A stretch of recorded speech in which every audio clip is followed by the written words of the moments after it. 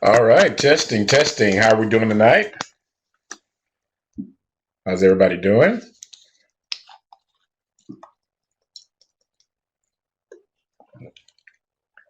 All right. All right. Well, tonight we finish up basically the biochemistry physiology. So we're going to finish that up tonight.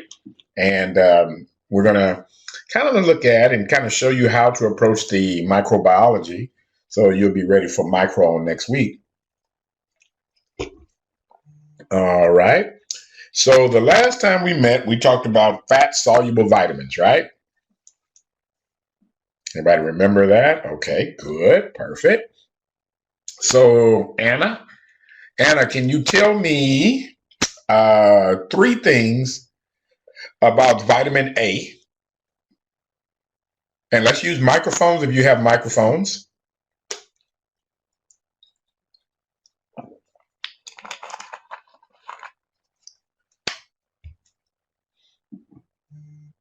All right, Anna.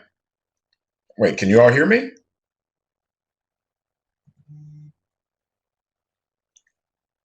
Okay, how about, all right, Aisha? Hello? Yes. Yes, hi. So three things about vitamin A. Uh-huh. Okay, it is an antioxidant Good. and that it is fat soluble, of course. And it is found in, it helps with vision. Okay. And Good. what else? Let's see. One more thing. One more. Oh, and its deficiency can cause night blindness. Okay. All right. Very good. Thank you. You can go ahead and mute your mic. Outstanding. Okay. Jackie. Jackie, can you tell me three things about vitamin K? That's for Jackie. Hello? Yes. Let me. The bacteria that produce the vitamin K is E. coli. Good. The dependent factors, it's 10, 9, 7, 2. Very good. One more thing.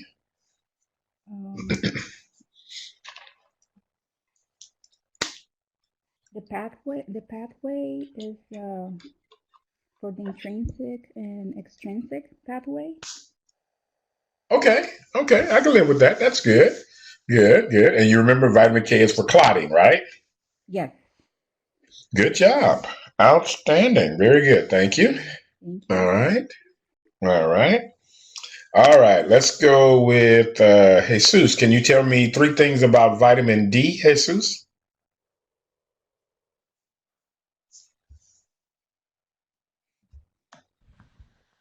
Yes, hello.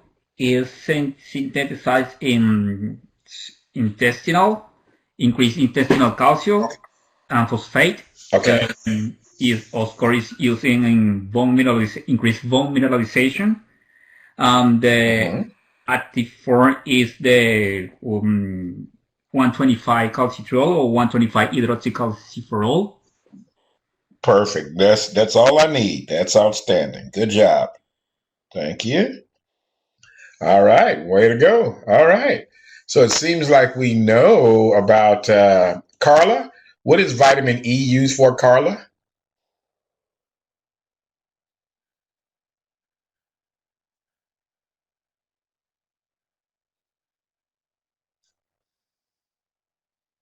What do we use vitamin E for, Carla?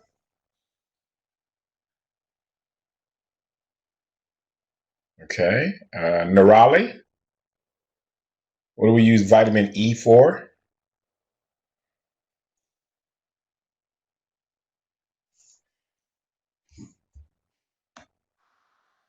Okay. All right. Sherry. What do we use vitamin E for? For erythrocytes.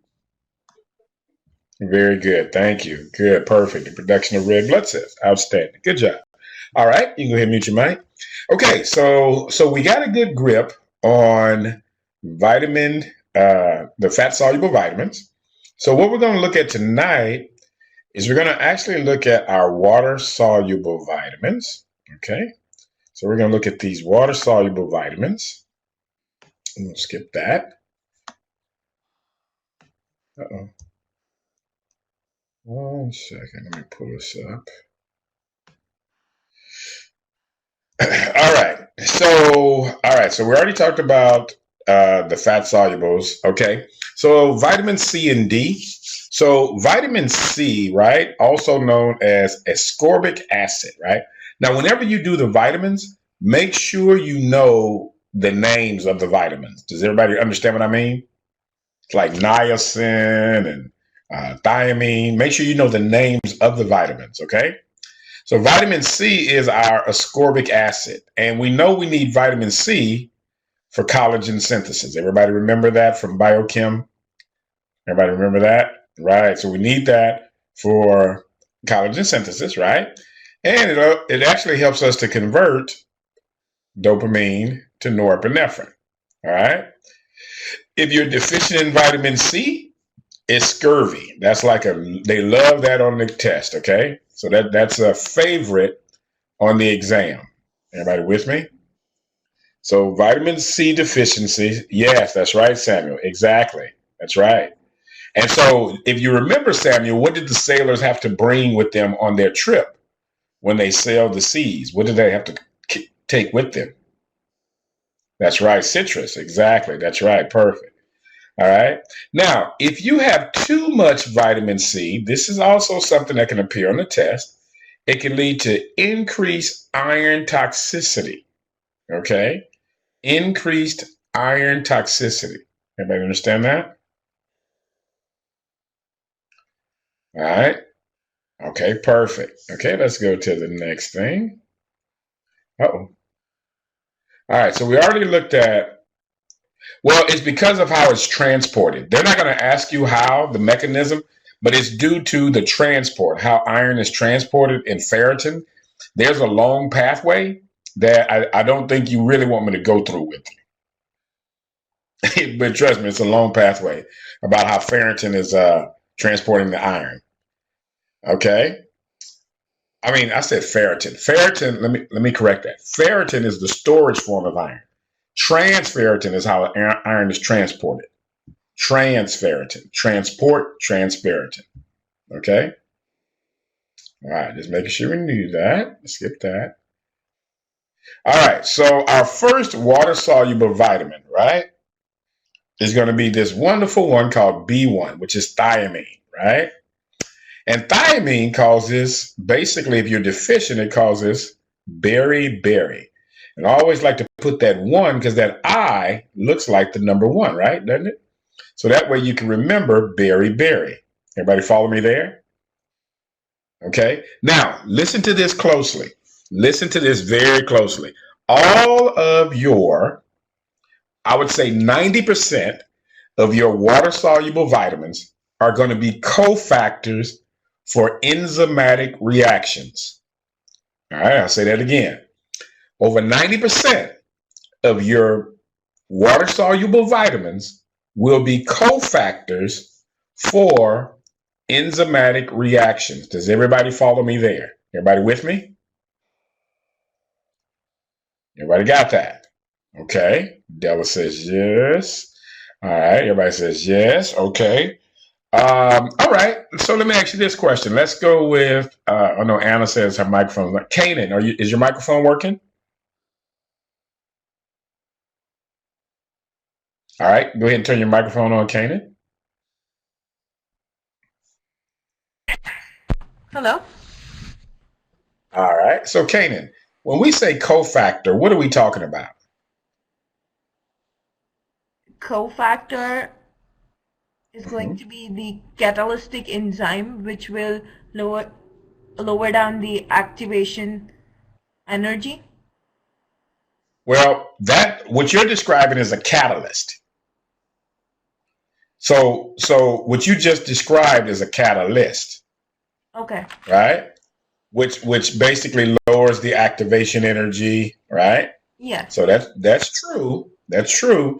But a cofactor is this. So say you have an enzyme, right? Here's your enzyme. Okay? Okay. And this particular enzyme can be, you see this enzyme right here called transketolase? Yes. So let's call this enzyme transketolase. You with me? Yes. Now, for that enzyme to work properly, it needs a cofactor. Okay? Okay. And guess what? The cofactor is for this. Vitamin B1. There you go. Exactly. So that's a cofactor. So thiamine, so all of your water-soluble vitamins, right? All of the water-soluble vitamins, 90% of them are going to be cofactors for some enzyme. You got it? Yes, sir. All right. Good, good. Okay. Does anybody have any questions on that? Everybody understand that?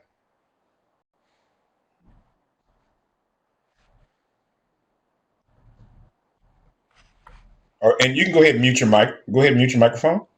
Yes. All right. Somebody's microphone is on.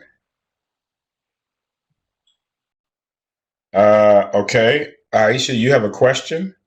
Yeah, I just wanted to ask, is coenzyme and cofactor the same thing? Yes and no. So when you think about a coenzyme, you're talking about basically some type of organic, like an organic molecule or something that can bind to an enzyme, right? And what it's going to do, a coenzyme is going to help attract a substrate to the enzyme. You follow me? Okay. So a coenzyme actually is going to be associated with the enzyme. The cofactor does not actually bind to the enzyme. Okay. So that's the difference. Okay, so they're different, correct? Yeah, they're different, but they have similar functions. Okay. Yeah. So always think a coenzyme will actually bind to the enzyme and attract the substrate to the enzyme, but a cofactor is basically going to be not bound to that enzyme. Okay, got it? All right. So does everybody understand what I said? So basically what we said is that your water-soluble vitamins are going to be cofactors. So look at thiamine, right? So thiamine, what you need to know for the NBDE, what they're going to ask you about is this, is number one, the key things. One, you see this mnemonic ATP, right? So guess what that ATP is? Those are the enzymes where B1 is the cofactor. All right. Alpha ketoglutarate dehydrogenase, that's the TCA cycle. You remember we talked about that in metabolism. Transketolase is the HMP shunt. What is the other name for the HMP shunt? Who remembers that? What is the other name for the HMP shunt? Somebody, Aisha, is that your microphone? I don't know. Somebody's microphone is on. Who's that? Can anybody see whose microphone that is? That's Kanan. Oh, Kanan. Okay. All right. So what about, who remembers the other name for the HMP shunt? Nobody? So we call it Sherry. Good, Sherry. It's the PPP. That's right. The pentose phosphate pathway. Good. All right. And then you have pyruvate dehydrogenase. Now, do you have to remember each one of these enzymes? Not necessarily. I don't think they're not going to go that detailed. The things that I would tell you to take home from this slide is number one, understand what B1 is. It's thiamine. Understand that it is a cofactor for enzyme reactions. And here's the biggest point right here, is that if you are deficient in thiamine, it can lead to something called Wernicke's-Korsakoff triad. Have you all heard of that before? That's important to remember. No? Okay. That is something that can appear on the test for sure. Okay? Wernicke's-Korsakoff. Right. Exactly. That's right. So here here's how you look at that. So I always say the mnemonic is W-E-R. Those are the first three letters of Wernicke, right? So the W means walking problems. Now, when we say walking problems, they're not going to say walking problems on the test. Does anybody know the term that they use for if somebody has a walking problem?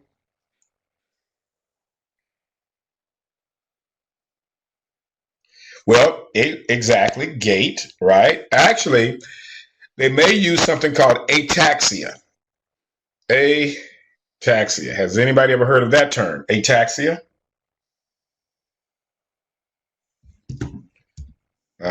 So ataxia just basically means their balance, they have like an impaired balance, their coordination is off. That's what ataxia is, okay? Now, E is the eye problems, okay? That's associated with the Wernicke-Korsakoff triad, okay? Now, again, they're not going to probably say, guess what they're not going to say? They're not going to say the person has eye problems. What else do you think they could use instead of saying eye problems?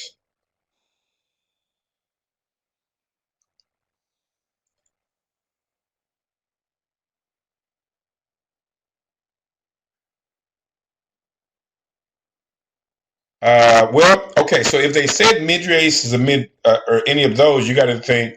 So anytime they talk about something like that, they're going to be talking like a sympathetic or something like that. But for Wernicke's, right?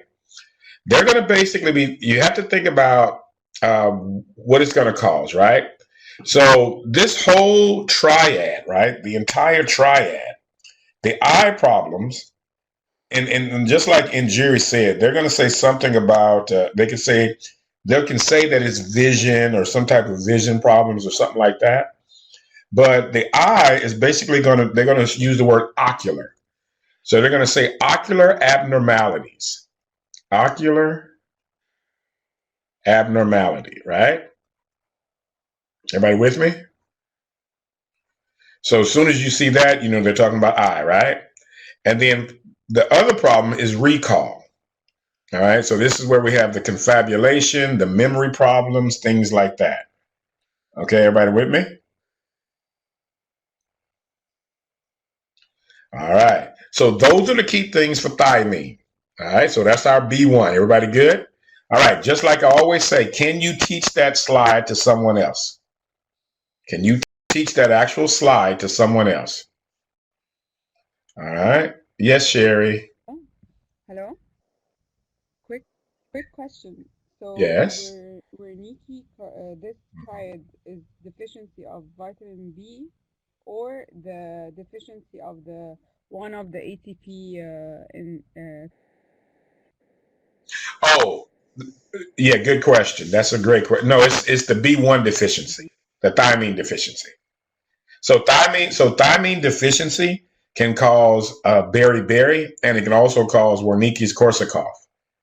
Now, if they want you to know that it's Wernicke's-Korsakoff, what they're going to tell you, Sherry, is they're going to tell you about somebody who's malnutritioned. Okay, so that'll be the giveaway for Wernicke's. If they say malnutrition and then they explain about the ataxia, the ocular problems, then you know that they're talking about thiamine deficiency. Wernicke's. That's a great question. All right, everybody got it? All right, perfect. Okay, so let's go to B2. So B2 is our riboflavin, right? B2 is our riboflavin. And you see this F right here? You remember when we looked at the TCA cycle and we talked about FADH2? How many ATPs can we get from FADH2?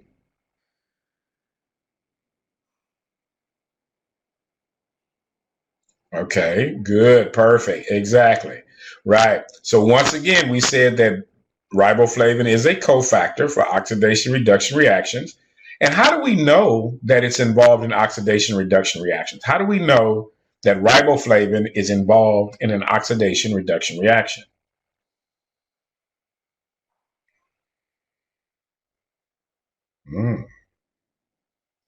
Come on, somebody knows this. How do we know that? Yes, injure. That's right. Exactly. So, for instance, if you see the FADH2, right?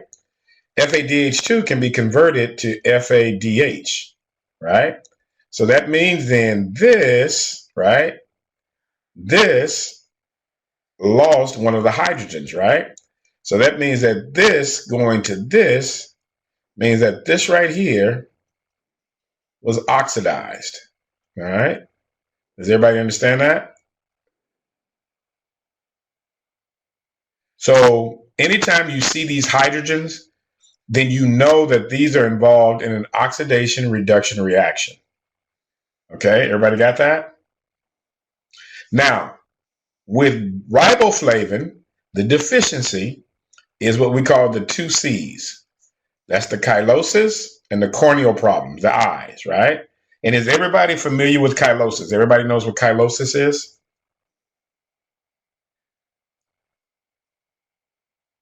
Does everybody know that? Right, exactly. Very good. Outstanding. Perfect.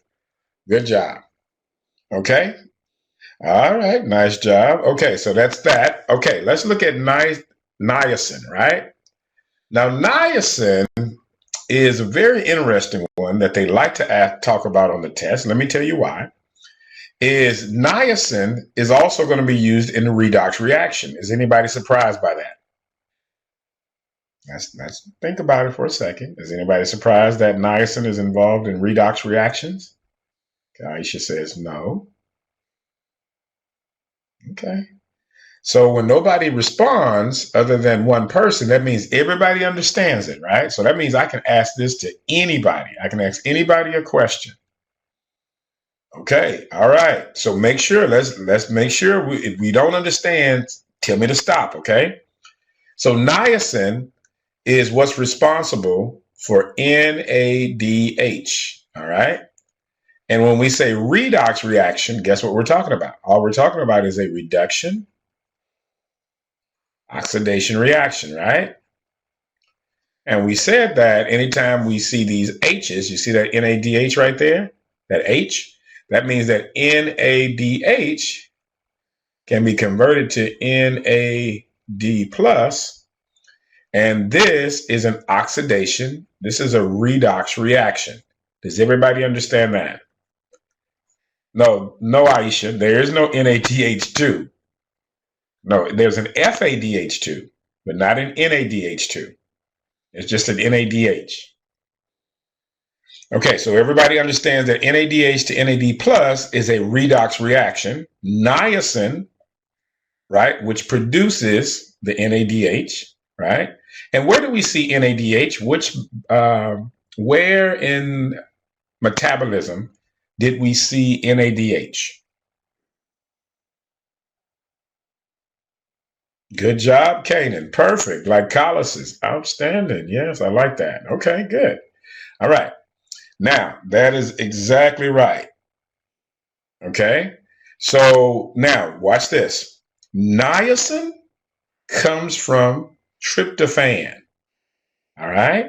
It comes from tryptophan. Samuel, where does tryptophan come? I mean, what amino acids or what neurotransmitter, Samuel, comes from tryptophan? Which neurotransmitter comes from tryptophan?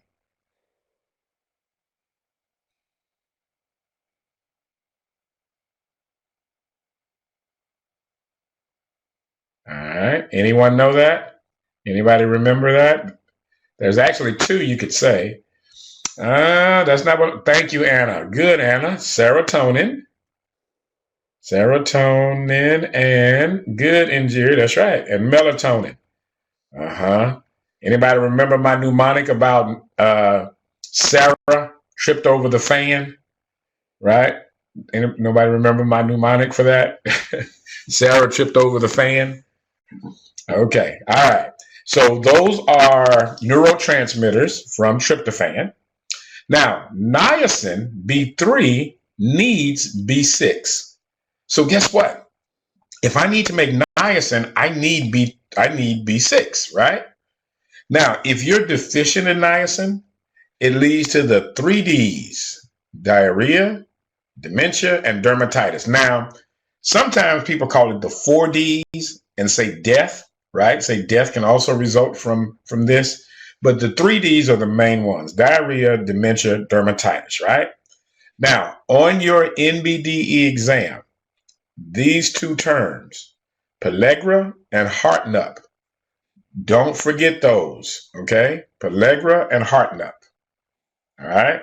Now, let me explain these, okay? So whenever you see pellagra and heartnup, have you all heard of these terms before? Pellagra and heartnup? No? Okay. All right. They love this on the test. So let me explain this.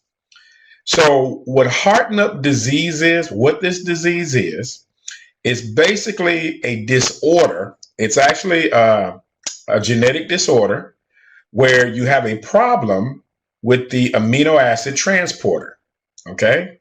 Now, you may be saying, which amino acid are you talking about? Well, you're talking about the amino acid tryptophan, okay? Now, everybody follow me so far? Now, guess what? You need tryptophan for what? Why did I tell you need tryptophan? You need tryptophan for what?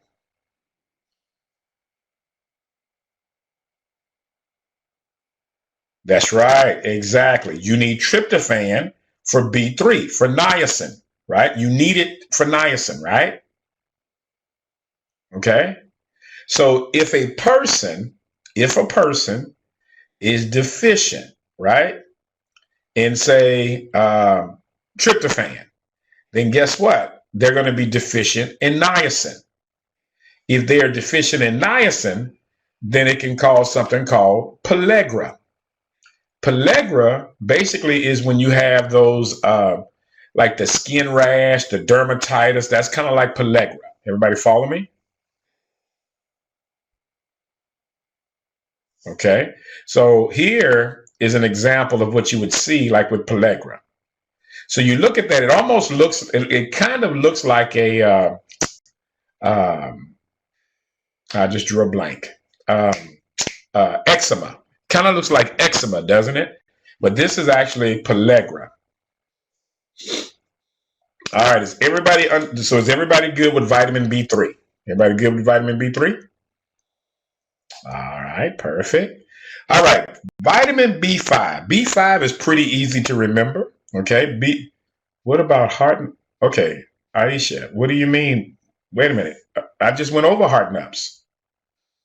Okay, what is the question? Because I'm lost. Am I not explaining this correctly? Sorry, I thought I just explained heart nups. They're different or they're not the same thing, right? Okay, so Hartnupp's disease is a genetic disorder. Okay, you heard me say that, right? So it's a genetic disorder, and the genetic disorder is due to a problem with transporting the amino acid tryptophan. Okay, if you're not able to transport tryptophan and tryptophan is not absorbed, then guess what? You're going to be deficient in niacin. If you're deficient in niacin, then that's going to lead to pellagra-like symptoms. That's where you get the dermatitis and everything like that. Okay? Y'all got it? Okay, wait a minute. Sherry says, is Hartnup the same in... No. Okay, listen. Hartnup is just a metabolic disorder that's basically affecting tryptophan. That's not pellagra. All right, it's a genetic disorder. Okay, that's different from pellagra, which is actually a sign, a symptom, which is like the skin rash. Okay, do y'all get it? Do you get it? Or make sure now. If you don't, let me know. Wait, does everybody get it?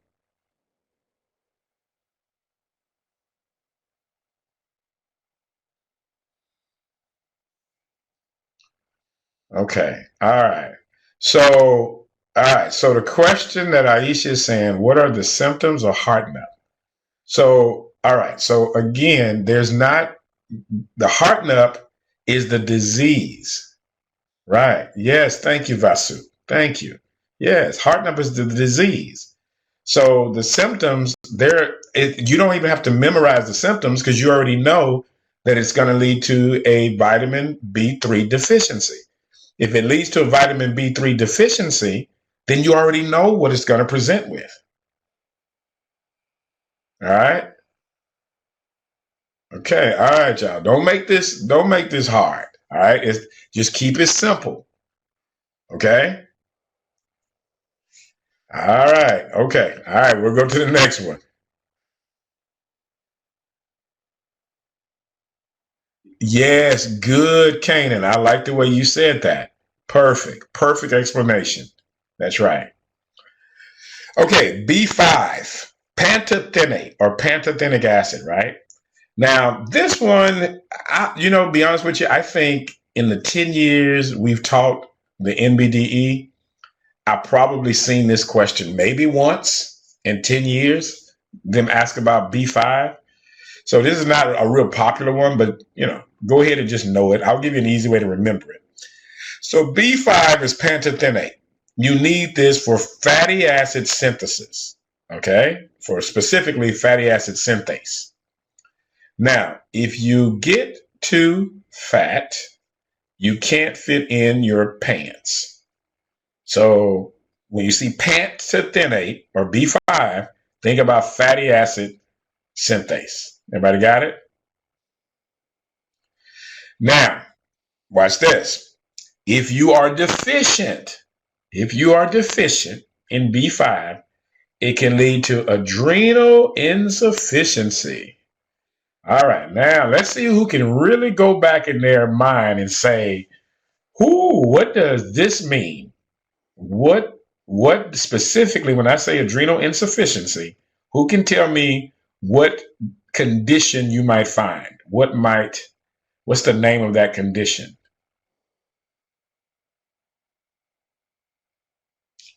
Come on. No. Cushing's would be too much cortisol, Aisha. That's too much. That's not insufficiency. That's too much. Thank you, Kanan. Yes.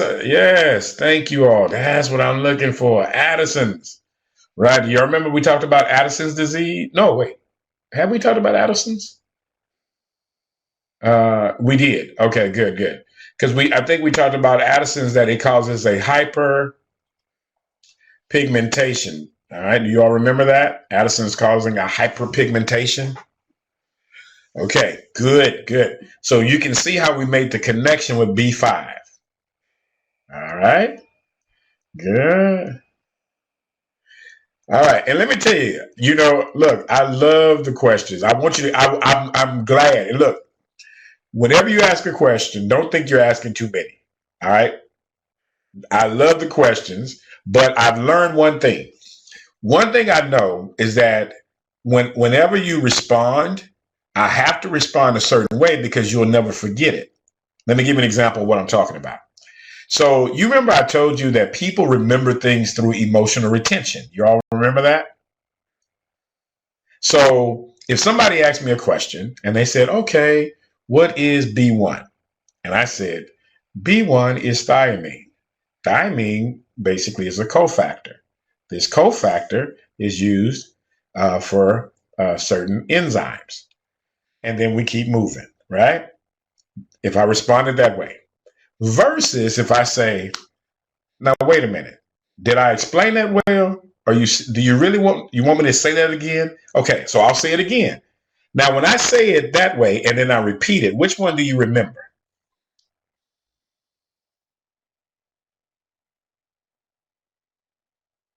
The second one, that's right. Because the way that I say it. So trust me, there's a method to the madness. So whenever you ask a question, keep asking, but I'm going to always challenge you to think about it, okay? All right, B6. B6 is the fun one, all right? This is the fun one, all right? Pyridoxine. Now, this one, B6, we already said earlier, you need B6 for what? To produce what? B3. So that's right, Jesus. Perfect. So you need it for niacin, right? You need B6 for heme, like for hemoglobin. You need B6 for histamine. Man, B6 is pretty important, isn't it? That's a pretty important vitamin, right? So guess what? If you were deficient, so now, if you were deficient in B6, that means you would also be deficient in B3. Wow, right? That means you would also be deficient in heme. Wow. That means you would actually be more susceptible to what we call sideroblastic anemias. Okay? Which sideroblastic anemia is what we call a microcytic. It's a type of microcytic anemia. Okay? That's one of the microcytic anemias, like thalassemia, iron deficiency, chronic disease, sideroblastic. Those are all microcytic anemias, right? Now, say for instance, a person had TB, right? And they had to start taking a medication such as INH, isoniazid. What isoniazid does, it decreases your B6 levels, right? And if it decreases your B6 levels, it's going to decrease your B3. So that means a person who's on that medication will have to make sure that they take vitamin B6 supplements. Everybody understand that?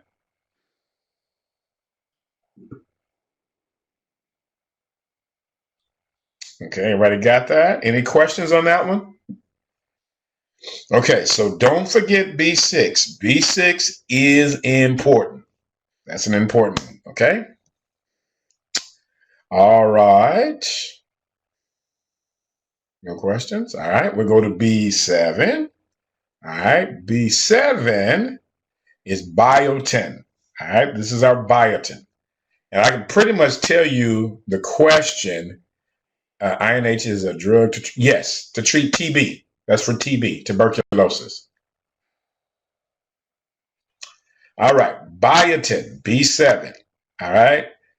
Basically, if you're deficient in biotin, if you're deficient, I always say you're deficient because of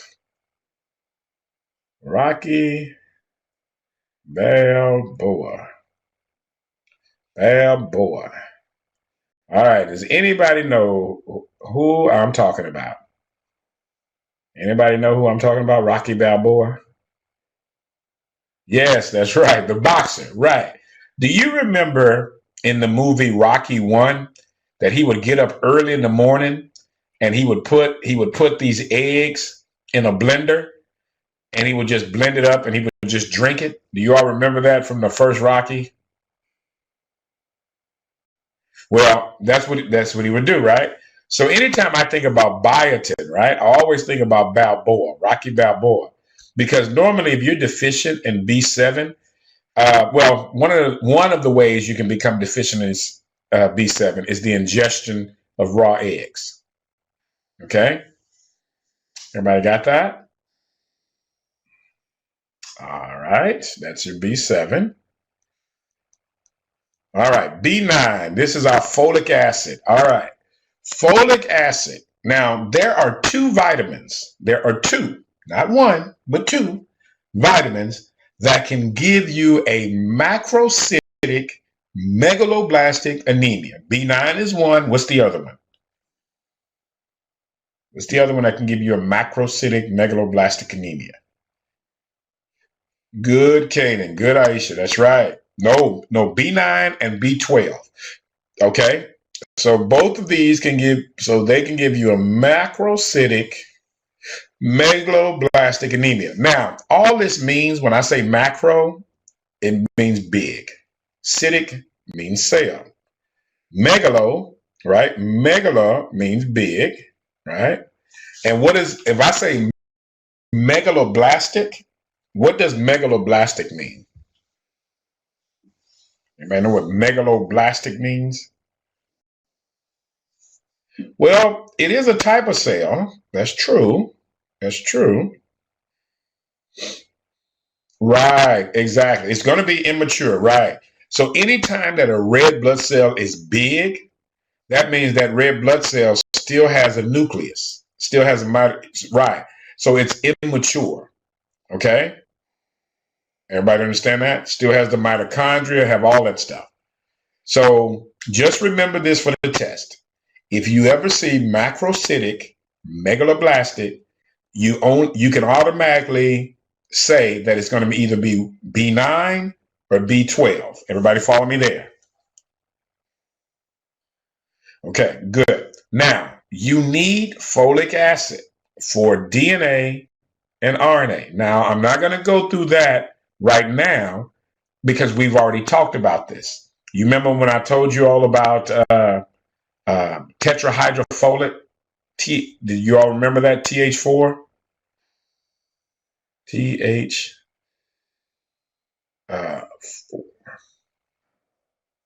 We talked about that in I think metabolism. But we talked about how basically you needed to convert uracil to thiamine. And we talked about the how we use it as a cancer treatment. So if you don't remember, just go back in your recordings and look at that, okay? All right. Now, phenytoin. Phenytoin is a seizure medication. Anybody know the other name for phenytoin? Right. Okay. Dilantin. All right. All right. And so basically, if somebody's on phenytoin or some type of sulfonamide, right, this can lead, basically, if you're deficient in B9, it can lead to neural tube defects. That is the key to that question. If you see neural tube defects, you automatically know that they're talking about B9 in pregnancy. Right. Well, it's going to be in the baby. Mm-hmm. Everybody understand that? So basically, this is what you would see, like in a baby. So you would have this right here would be like the spina bifida, okay, where you actually have the neural tube coming out and bulging out, okay. So always remember, if you see neural tube defect, automatically think of just the thing is, if you see neural tube defect, right, folic acid. All you need to know for the test is that a decrease in folic acid, B9, can lead to neural tube defects, macrocytic megaloblastic anemia. That's it. All right? All right. The drugs? No. So the drugs can cause a deficiency, like dilantin, sulfonamides. They can actually cause a decrease in your B9. So like certain medications can do that. Phenytoin is one, and some of your like sulfonamides, such as Bactrim, it can do it. Okay, B12. B12 is cobalamin, right? Cobalamin.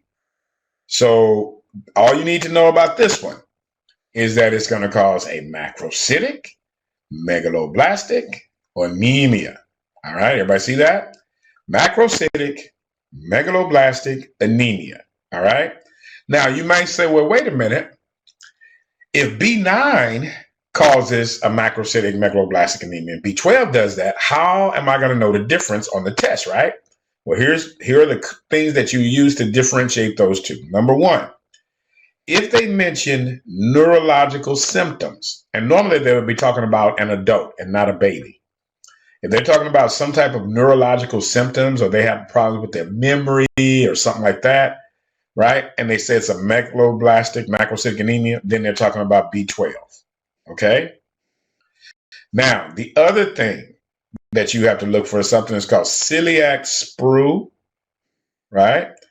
Or the lack of intrinsic factor. Now, intrinsic factor, where does intrinsic factor come from? Where does intrinsic factor come from?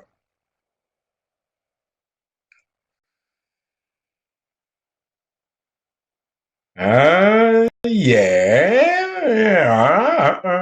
I haven't seen what I'm looking for yet. Nope. Nope, none of those. Nope. Thank you, Sherry. Yes, parietal cells. All right. We just talked about that, didn't we? We just talked about that in the digestive system. You remember the parietal cells produce what? What are the two things the parietal cells produce?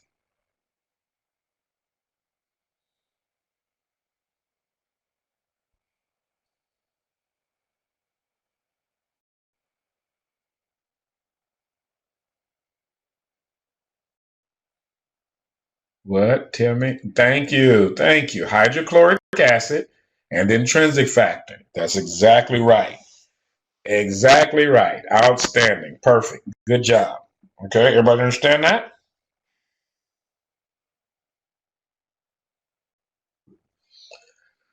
Now, so what is the take home for this?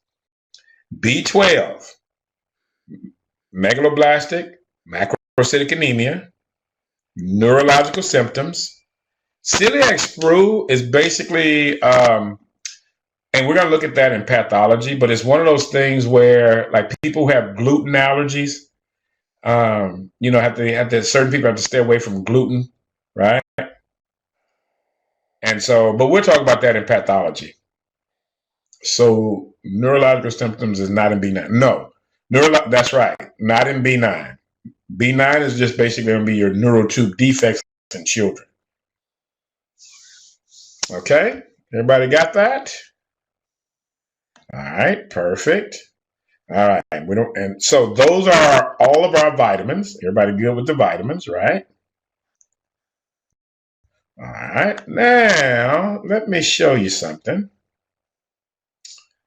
And this will be good because I think some people had some questions about how to approach, and let me show you.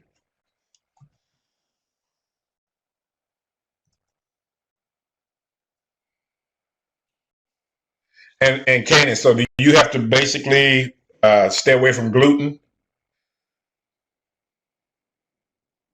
Right, exactly. Okay.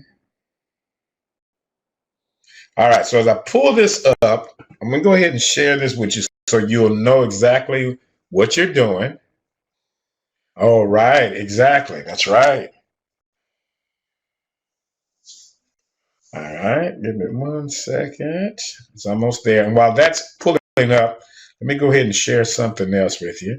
Okay, so one of the things I want you to do when you do your, just to make sure everybody's caught up and know what we're doing, is when you go to your class marker, let me go ahead and go here.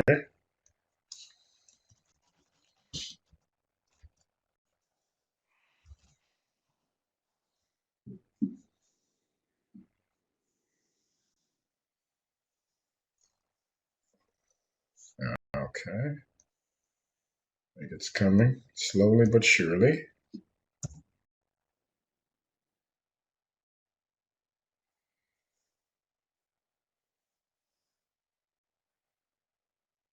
All right.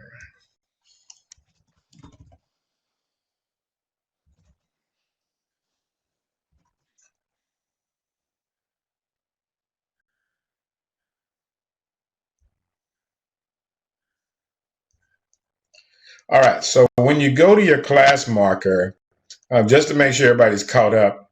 So to date, everybody should pretty much, we've just completed all of the biochem physiology. So there should be no biochem or physiology quiz you have not done, including and then, you still have to do the nutrition, the GI if you haven't done that. Does everybody follow me? So listen to me closely. Listen very closely to what I'm saying. If you are on track, because you have to do this, you remember, in order to get that guaranteed pass, you got to follow and do the quizzes as instructed. This weekend, I'm going to go through and look at each person's account. And you have to have all of your biochem done, because we've already completed all the biochem and physiology. Does everybody understand that? Okay. All right. Just making sure because it's on the recording, so you can go back and you hear what I'm saying. Okay.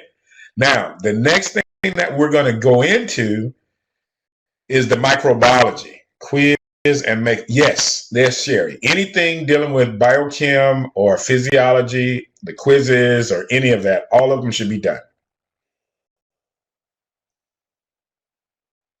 Okay.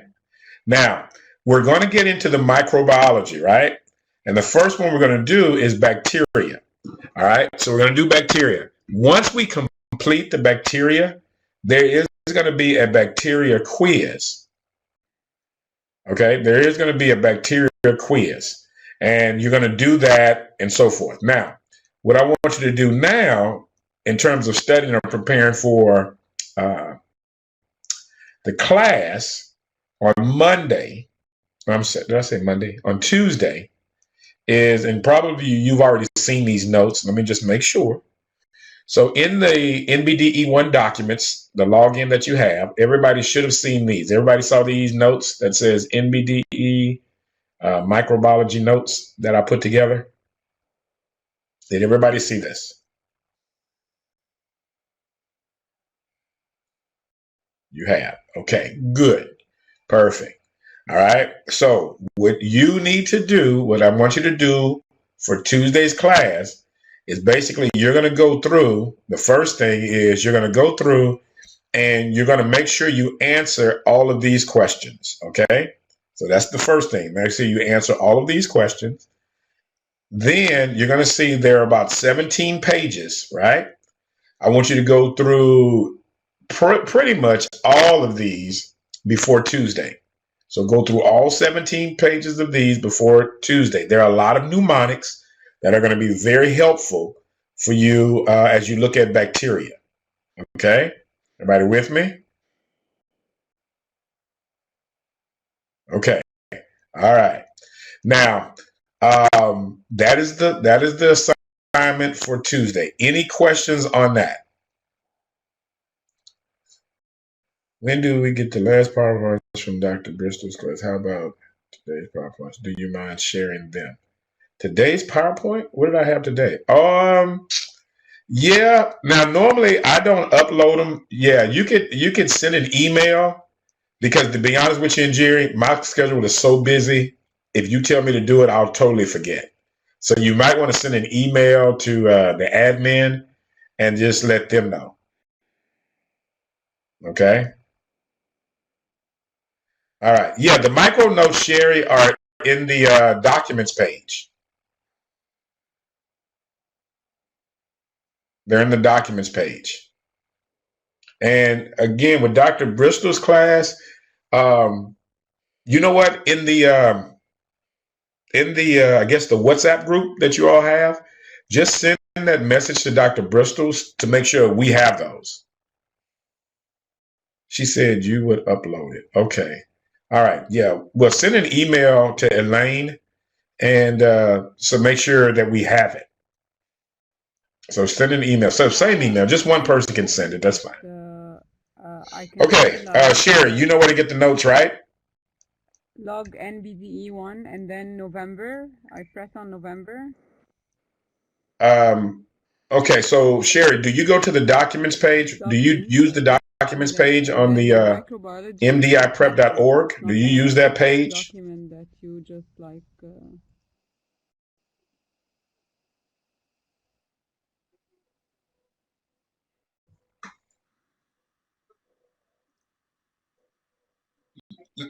No.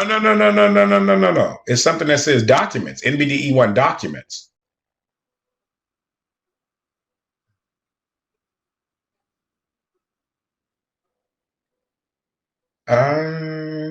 It's not? Huh. I think it is. I'm pretty sure they have a document there for the one I just showed.